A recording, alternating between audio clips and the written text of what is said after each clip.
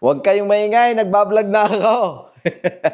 So, ayan mga kaibigan, daming nangyari sa atin. Hindi tayo nakapag-vlog at inayos natin yung ating sasakyan. Nawalan na rin tayo ng time na para i-video yung sasakyan natin. And then, ayan, ngayon lang ulit tayo nagkaroon ng panahon. Kamusta po ang lahat? Ito, araw po ng linggo ngayon dito. Wala po tayong pasok. And, ayan, pakita ko sa inyo yung inayos natin na ating sasakyan, yung ating Acura. Inayos natin yung Acura natin. Ayan. So, samahan niyo ako dito sa labas. Ayan. Wala. Talagang hindi natin magawa. In-adjust natin yung ano niya, yung pinaka-tuning niya. Then, ayun naman, napaandar natin ng maayos. Umaandar na siya. And then, samahan niyo ako. Ating test drive yung sasakyan natin. Kuhanin natin ito susi. Then, Nak, sama ka sa akin? Test drive. Nasaan yung wallet natin? Ayan. Test drive natin yung sasakyan. Kasi, in-adjust natin yung ano yung ano dun? Yung pinaka-bulb clearance niya. In-adjust natin. Hindi ko na nga na-i-video dahil ng kabisi-bisi na. Ikaw ba, sasama ka? Ha? Ha? Hindi ka sasama? Say hi naman! Hi, vlog! Ayan. Nasaan ka ako dyan? Wala. Ayan. Mag-hi ka. Hi. Ayan. Ayaw mag-hi. Mga nahihiya. Hindi sila mga sanay sa camera. Ay, nahihiya ka! Nahihiya ka! Hindi. Okay. Ito yung ano natin. Yan. Drive test natin kung tatakbo siya ng okay pagkatapos natin ano. Yan. I-adjust yung bulb adjustment. Dami kong oras na naubos dito. Dami kong oras na naubos. Ayan. Samahan niyo ako dito sa paligid namin. Ang problema, cellphone, wallet. Ayan, sa akin. Okay. Ayun, laglag pa yung cellphone natin. So, start natin. Ayan, start muna. Then,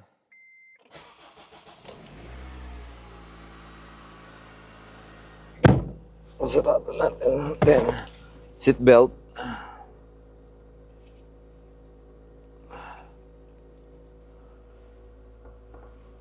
Seat belt tayo. Tingnan natin kung nagawa natin ng maayos itong ating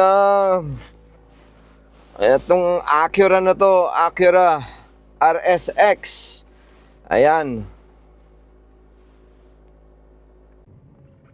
Dati pagka ganito, ang ingay na ng ang ingay ng makina. Ngayon simula nung na-adjust natin, gumanda na yung takbo. Ito po yung paligid natin sa sa Las Vegas. Dito tayo nakatira ngayon. Ayan, walang sasakyan. Diretso na tayo. Ayan, okay naman.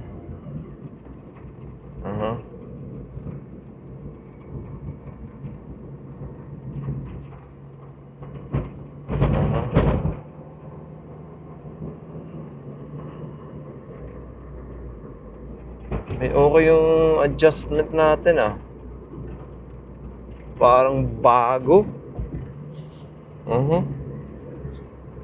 Okay na okay yung adjustment, Parang bago. Yan.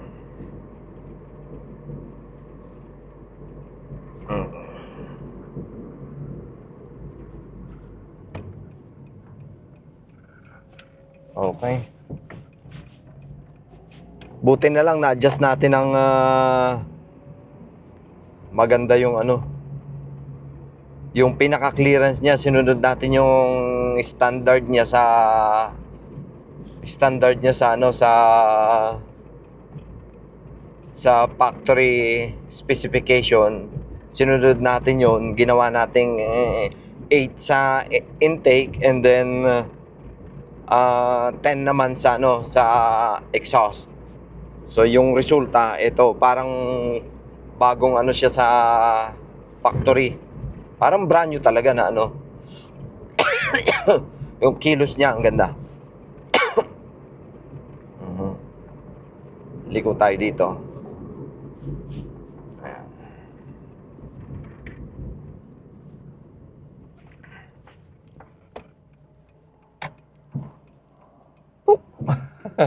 Bangga sana yun. Kitang-kita sana sa camera yun.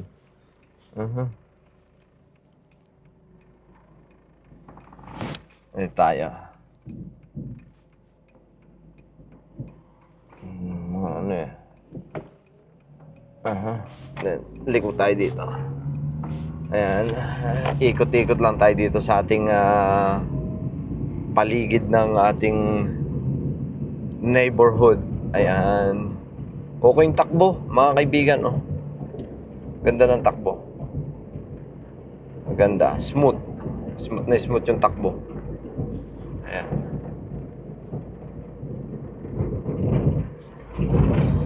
Ayan. Ganun. At least natuto tayong natuto tayong mag-adjust ng valve clearance. Ang ganda na.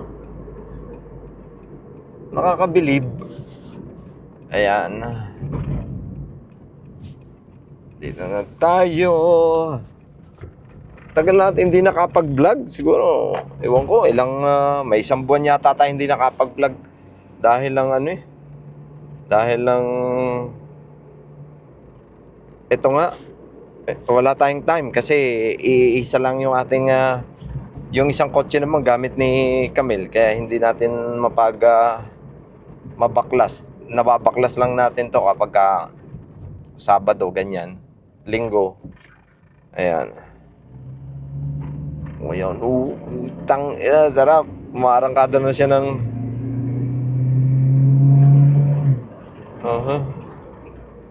meron na siyang hatak. Dati walang hatak eh. Ano yung hatak niya? Malamya. Ayan. So, ikot lang tayo dito, mga guys. Ayan, 4-way stop. Si Manong yung nauna. And then tayo. Ayan.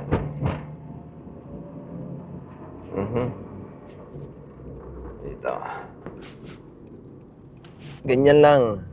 Buhay dito sa Las Vegas. As pagdating ng Lunes, trabaho na naman. Hanggang Biyernes, mga kaibigan. Ayan. Wala tayong nagawa buong linggo. Ayan.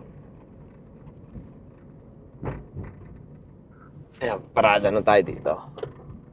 Ayan, dami nating kalat ang mga dahon, mga nanlaglag na dahon dahil lang pagka ganitong panahon yata eh, taglagas ng dahon eh. Ayan, taglagas. Ito siya.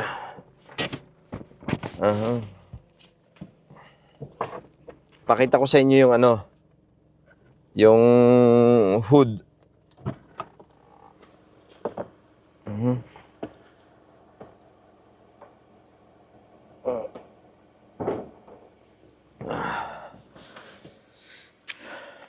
Ito. Ayos na ayos. Tahimik na tahimik kumpara doon sa dati. Tahimik na tahimik siya ngayon, oh. Ganda ng pagkaka-adjust natin ng valve clearance. Kailangan pala sundin natin talaga yung spec ng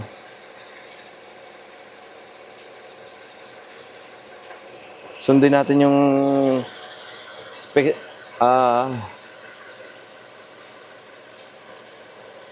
Sundin natin yung specification galing sa ano, factory. Yan. Yan. Okay na okay. Hindi na siya masyadong garalgal. Yung takbo niya dati talagang ano pigil na pigil. Ay ngayon, ganda na oh. Ganda na ng ano natin.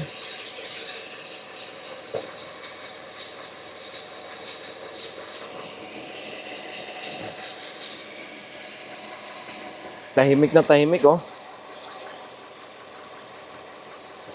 Hindi pa yan masyadong hindi pa masyadong mainit yung makina. Pero pagka uminit ang makina niyan, lalo nang tatahimik yan. So, ito guys yung ating yan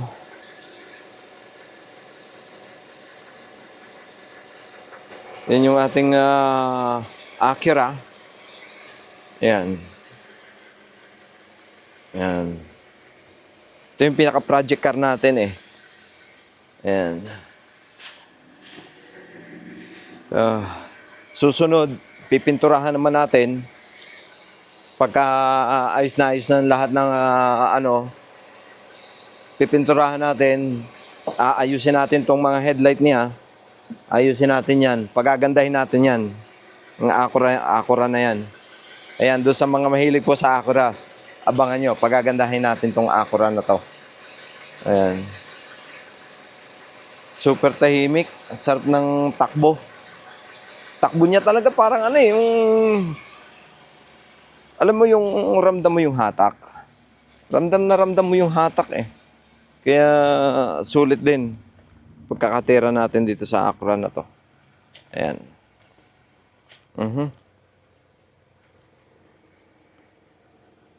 Ayan.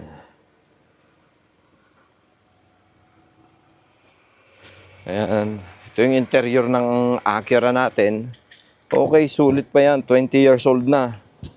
Pero sulit na sulit pa rin. Ayan. Kompleto pa siya. Ayan. Ito yung likod. Ayan. Huwag nyo nang pansinin yung kalat. Makahalat talaga yan. Dami kong sombrero. Ayan. Buksan natin yung garahe natin. Buksan natin. Ayan. Buksan natin yung garahe.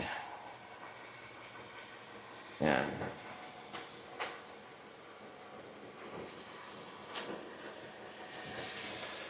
So, ayun na nga mga kaibigan.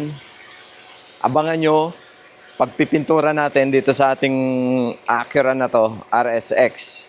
Kung mahilig kayo sa kotse, ito na yung Integra. Wala tayong masyadong maraming informasyon dito, pero alam ko talagang maganda itong kotseng ito. Talagang maasahan. Isipin nyo, 2006 model pa to, pero tingnan nyo naman. Apakaganda pa ng makina niya, oh. Apakaganda pa ng niya. Makina niya. Talagang sulit na sulit pa yung Ang linis pa ng makina niya, oh. Yan ang makina ng Acura. Base model lang po ito, 2.0 Dock engine. Yan po yung ating Acura na yan. Yan. Nabili ko po to, naka-carbon fiber na ng hood eh. Yan na yung hood. Naka-carbon fiber na ng hood. Ayan. Nabili natin yan. Nabili natin to. Ganito na yung hood niya. Ayan. Carbon fiber na yung hood niya. Ayan. Ito, project natin. Ating pakikintabi, palilinisin. Gagawin natin ng clear coat. I-clear coat natin yan. Pero pakinig nyo ba yung ng makina? Ayan. Pakinig nyo. Ayan.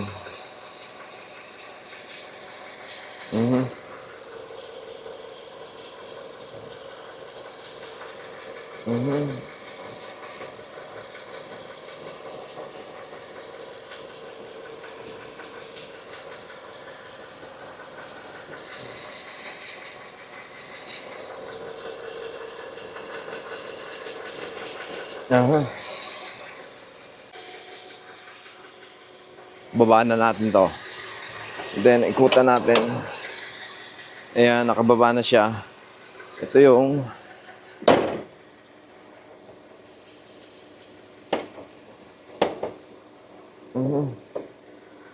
hindi ko alam, may bangas pala siya dito. Hindi ko alam paano kayo nagkabangas yan dito. So anyway, so next, carbon fiber ating lilinisin and then pintura para magmukhang hanip na hanip. Yung mugs niya, original pa rin yung mugs niya, mga kaibigan. Original pa rin, Acura pa rin yung mugs niya. Ayan. Ito, stay tuned lang po tayo dito sa ating sa ating Acura na to. Aayusin natin to talaga ng maayos na maayos. Sa takbo, wala ka nang hahanapin sa takbo. Okay na sa takbo. Ngayon, ang gagawin natin, yung body works na lang. Ayun. Kamusta po ang lahat? Kung hindi pa po kayo nakasubscribe, subscribe na po kayo dito sa ating channel. Nang marami po. Ayan, patayin na natin. Okay na siya. Patayin na natin. Grabe.